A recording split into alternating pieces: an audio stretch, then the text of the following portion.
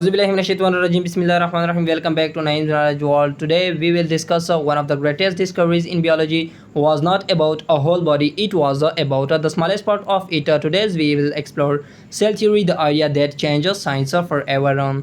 Historical development of cell theory. The cell theory was formulated by three key scientists. Number one, Matthew Sheldon in 1838. उसने plants tissue को observe किया, उसकी postulate दर्ज झेल है। उसने मुशाहिदा किया कि तमाम पौधे खोलियों यानी सेल्स से बने हुए। उसके बाद दूसरा साइंटिस्ट है 1839 में थियोडोर शिवान। उसने ये एक जोलॉजिस्ट था। उसने एनिमल के टिश्यू को स्टडी किया और कहा कि तमाम जानवर सेल्स से बने हुए हैं।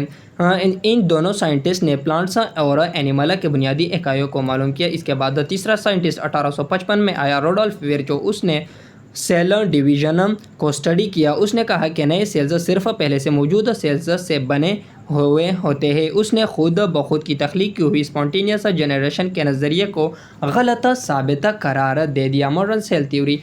The combined work of these three scientists led to the four main principles of cell theory. Number one, all living organisms are composed of cells. That is unicellular or multicellular. Unicellular or yeast, amoeba, paramecium, chlamydomonas, plasmodium, and euglena, while multicellular is plants, animals, and fungi. The cell is the basic structural and functional unit of life. Number three, cell arises from pre-existing cells through cell division. That is mitosis, meiosis, amitosis, or binary fission. Number fourth one is cells contains hereditary information in the form of DNA or RNA passed during a cell division and energy flows occur within cell. इसका क्या मतलब है कि cell में hereditary information DNA और RNA के शक्ल में होते हैं और सेल्स में तवानाई का बहाव होता है। DNA stands for deoxyribonucleic acid while RNA stands for ribonucleic acids. The structural unit of DNA is called nucleotide.